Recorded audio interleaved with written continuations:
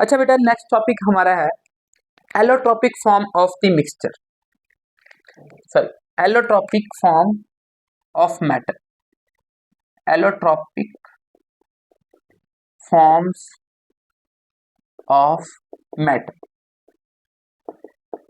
जी बेटा, ये इस चैप्टर का इंपॉर्टेंट लॉन्ग क्वेश्चन है, तो इसको अच्छे से समझिएगा। एलोट्रोपिक फॉर्म्स ऑफ मैटर में सबसे पहले तो बेटा एक फिनोमेना इन्वॉल्व होता है, दैट इज द एलोट्रोपी।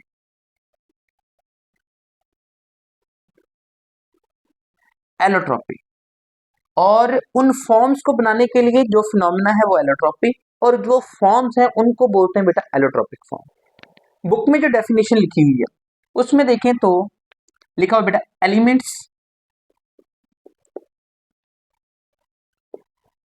में exist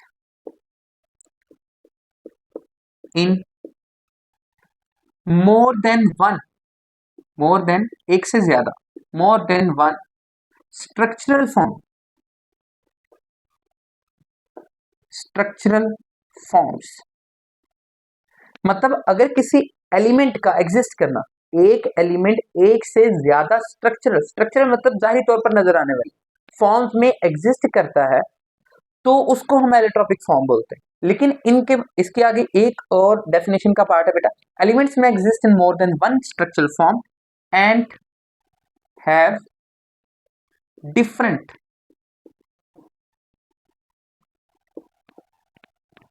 physical and chemical properties. उनकी फिजिकल और केमिकल प्रॉपर्टीज वो भी एक दूसरे से मुख्तलिफ होती है।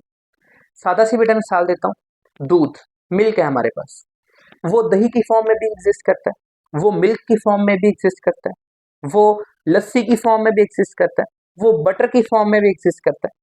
अब ये समझ लें, होता नहीं है ऐसा, लेकिन जस्ट फॉर एग्जाम्पल कि इसी तरह एक एलिमेंट डिफरेंट फॉर्म में अगर एग्जिस्ट करता है तो वो फॉर्म्स कहलाती हैं एलोट्रोपिक फॉर्म्स। एलिमेंट्स में एग्जिस्ट, इन फॉर्म्स को बोलते हैं एलोट्रोपिक फॉर्म्स, इनको बोलते हैं allotropic forms, allotropic forms. And this phenomena, और ये एलिमेंट का इस तरह एग्जिस्ट करना, एंड दिस फिनोमिना, फिनोमिना बेटा बोलते हैं प्रोसेस, इज कॉल्ड एलोट्रोपी। इस फिनोमिना को क्या बोलते हैं बेटा, एलोट्रोपी बोलते हैं, and this phenomena is called allotropy. अब ये एक लॉन्ग क्वेश्चन है बेटा, सबसे पहले तो आपने एलोट्रोपी या एलोट्रोपिक फॉर्म्स ऑफ मैट्रिक्स की डेफिनेशन लिखनी है। तीन एग्जांपल टोटल बुक में एक्सप्लेन की गई है, तीनों एग्जांपल बेटा एक्सप्लेन करते हैं। फर्स्ट एग्जांपल, एग्जांपल नंबर 1, या फिर आप अगर हेडिंग देना चाहें तो ये भी दे सकते हैं, एलोट्रोपिक है तो ये example he, allotropic forms of oxygen. पहली हेडिंग क्या होगी, सॉरी दूसरी heading, allotropic forms of oxygen. Oxygen की बेटा दो एलोट्रोपिक फॉर्म एग्जिस्ट करती है, एक तो उसमें आ जाती है ऑक्सीजन, और ऑक्सीजन कौन सी, मॉलिक्यूलर ऑक्सीजन, मॉलिक्यूलर ऑक्सीजन जो मॉलिक्यूल फॉर्म में एग्जिस्ट करती है। मॉलिक्यूलर ऑक्सीजन O2 बेटा होती है, जिसमें दो एलिमेंट होते हैं ऑक्सीजन के, ठीक है। इस तरह ये एग्जिस्ट करती है, दो एलिमेंट आपस में डबल बॉन्ड की फॉर्म में जुड़े होते हैं, और हर एक ऑक्सीजन पर बेटा दो लॉन पेयर होते हैं। ये हमारे पास एलोट्रोपिक फॉर्म ऑफ ऑक्सीजन, दो लॉन पेयर हर एक ऑक्सीजन पर, और डबल बॉन्ड मौजूद होता है इसके दरमियान। उसके बाद बेटा ओजोन, दूसरी फॉर्म इसकी कौन सी है, ओजोन। ओजोन के अंदर बेटा तीन ऑक्सीजन एटम होते हैं, O3 की फॉर्म में ये एग्जिस्ट करती है, O3, O3। ओजोन जो है वो O3 की फॉर्म में एग्जिस्ट करती है। अब O3 किस तरह एग्जिस्ट करती है, तीन ऑक्सीजन एटम होते हैं बेटा, ये हमारे पास तीन ऑक्सीजन एटम जुड़े होते हैं आपस में, और एक ऑक्सीजन एटम डबल बॉन्ड होता है, इस पर पॉजिटिव चार्ज आ जाता है और इस पर नेगेटिव चार्ज। ओवरऑल मॉलिक्यूल बेटा न्यूट्रल रहता है, क्योंकि पॉजिटिव और नेगेटिव चार्ज एक दूसरे को न्यूट्रलाइज कर देते हैं।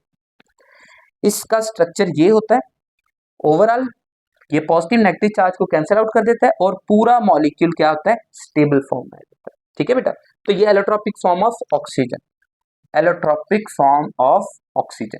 Second is the allotropic form of carbon, allotropic forms of carbon. Carbon की एलोट्रॉपिक फॉर्म, कार्बन की बेटा 3 एलोट्रॉपिक फॉर्म होती है, कार्बन की 3 एलोट्रॉपिक फॉर्म होती है।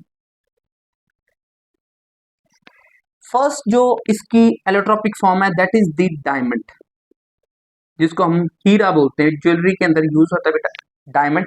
दूसरी जो एलोट्रॉपिक फॉर्म है इसकी वो है बेटा ग्रेफाइट, ग्रेफाइट। और तीसरी इसकी जो फॉर्म है वो बेटा बक्कीमिंस्टर फ्लोरीन, बक्कीमिंस्टर फ्लोरीन, ये बेटा इसका नाम है बक्कीमिंस्टर फ्लोरीन। कॉमनली इसको बक्की बॉल्स भी बोलते हैं, कॉमनली इसको बक्की बॉल्स भी बोलते हैं, क्योंकि इसका स्ट्रक्चर ही बॉल्स जैसा होता है, इसलिए इसको बक्की बॉल्स भी बोलते हैं। नाम इसका बक्कीमिंस्टर फ्लोरीन है। सबसे पहले बेटा डायमंड की बात करते हैं, तो डायमंड के अंदर जो कार्बन एटम्स होते हैं वो बेटा टाइटली पैक्ड होते हैं, और टाइटली पैक्ड होने की वजह से एक बहुत ही हार्ड स्ट्रक्चर बन जाता है, और इसकी जो अपीयरेंस होती है वो क्रिस्टलाइन होती है। और ये जो डायमंड है ये बेटा कंडक्टर नहीं होता इलेक्ट्रिसिटी का, इलेक्ट्रिसिटी को कंडक्ट नहीं करवाता, जस्ट इसके बारे में यही इंफॉर्मेशन लिखी हुई है। सबसे पहली बात इसमें जो लिखी हुई है वो क्या बेटा, डायमंड, डायमंड हार्ड होता है। क्यों हार्ड होता है, इसमें टाइटली पैक्ड कार्बन एटम्स होते हैं, बिल्कुल करीब करीब जुड़े होते हैं, और ये हार्डेस्ट मटेरियल है।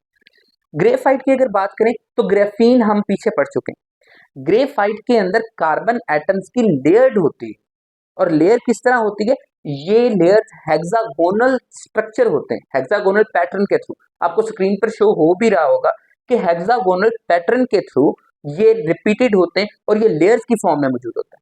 और लेयर की फॉर्म अगर सिंगल लेयर हो तो ये ग्रेफीन होती है, और अगर मल्टीपल लेयर्स हो तो वो बेटा ग्रेफाइट होता है। ठीक है, ग्रेफाइट हमारे पास पाउडर की फॉर्म में होता है, और जो ग्रेफीन है वो थिन फ्लेक्सिबल होता है, और उसमें सॉलिड सॉफ्ट होता है, थोड़ा थिन होता है। तो ये बेटा डायमंड और ग्रेफाइट। डायमंड और ग्रेफाइट के बाद आते हैं बक्कीमिंस्टर फ्लोरीन, इसकी एक्सप्लेनेशन बुक में दी हुई है, और ये शॉर्ट क्वेश्चन में भी पूछ सकता है। आपने जब लॉन्ग क्वेश्चन अटेम्प्ट करना है उसमें इसको भी एक्सप्लेन करना है, साथ में ये नाम भी लिख देने। बक्कीमिंस्टर फ्लोरीन की एक्सप्लेनेशन बेटा दी हुई है कि इसको C60 भी बोलते हैं। C60 का मतलब ये कि एक क्रिस्टल के अंदर, एक मॉलिक्यूल के अंदर कार्बन के 60 एटम मौजूद होते हैं। एक मॉलिक्यूल या एक क्रिस्टल के अंदर कार्बन के 60 एटम मौजूद होते हैं, और 60 एटम अरेंज होते हैं बेटा दो फॉर्म के अंदर। इसके अंदर ना दो फॉर्म, ये ना मैं इसकी एक्सप्लेनेशन कर रहा हूं बेटा। इसके अंदर 2 फॉर्म्स, एक तो पेंटागॉन्स की फॉर्म में, और दूसरा बेटा हेक्सागोन की फॉर्म में। पेंटागन 5 कोनों वाली बेटा होती है, कोई भी ऐसी शेप जो 5 कोने, मतलब 5 कार्बन एटम जुड़े होते हैं, और जो हेक्सागोन है उसमें 6 कार्बन एटम जुड़े होते हैं। स्क्रीन पे बेटा आप लोग देख सकते हैं कि ये 5 कोने और जो 6 कोने ये रिपीट होते हैं, और एक पूरे बक्कीमिंस्टर फ्लोरीन ये एक बॉल बन जाती है, बक्की बॉल्स की फॉर्म में आ जाती है। और ये कैज लाइक स्ट्रक्चर, केज, कैज एक पिंजरा बेटा बोलते हैं इसको, केज लाइक स्ट्रक्चर होता है, और ये बेटा सॉफ्ट होता है, सॉफ्ट। इसकी नेचर जो होती है वो कोवलेंट होती है, कोवलेंट बॉन्ड होता है, स्टेबल होता है, और इसके अलावा बेटा ये सॉफ्ट होता है, इतना हार्ड नहीं होता, ये बिल्कुल भुरभुरा सा होता है, हार्डनेस इसकी कम होती है। तो ये प्रॉपर्टीज है बेटा, ये याद रखिएगा। बक्कीमिंस्टर फ्लोरीन अगर शॉर्ट क्वेश्चन आ जाए तो ये प्रॉपर्टीज आपने एक्सप्लेन करनी है, और हो सके तो डायग्राम भी बना देनी है। नेक्स्ट बेटा हमारे पास पहली एलोट्रॉपिक फॉर्म ऑफ ऑक्सीजन, दूसरा allotropic form of carbon, and third one allotropic forms of, allotropic forms of sulphur. ये बेटा बुक में एग्जांपल दी है। एलोट्रॉपिक फॉर्म ऑफ सल्फर हम 2 होती हैं बेटा हमारे पास। एलोट्रॉपिक फॉर्म्स ऑफ सल्फर जो है वो 2 हैं, कौन कौन सी, एक होती है बेटा रोम्बिक सल्फर, रोम्बिक, और दूसरी होती है मोनोक्लिनिक। मोनोक्लिनिक, एक रोम्बिक होती है और दूसरी मोनोक्लिनिक होती है। बेटा जो रोम्बिक सल्फर है वो ज्यादा स्टेबल होती है, ये जो रोम्बिक है ये मोर स्टेबल होती है, इसको मैं कह देता हूं मोर स्टेबल। और जो मोनोक्लिनिक है वो बेटा लेस स्टेबल होती है। बाकी ये कि इसकी डायग्राम आप बुक में भी दे सकते हैं और आपको स्क्रीन पर भी शो हो रही होगी। ये बेटा हमारे पास एलोट्रोपिक फॉर्म्स, लॉन्ग क्वेश्चन है, स्क्रीनशॉट इसका ले लें। एलोट्रोपी की डेफिनेशन, उसके बाद ये तीनों फॉर्म्स हेडिंग्स की फॉर्म में लिख दीजिएगा। Long question complete.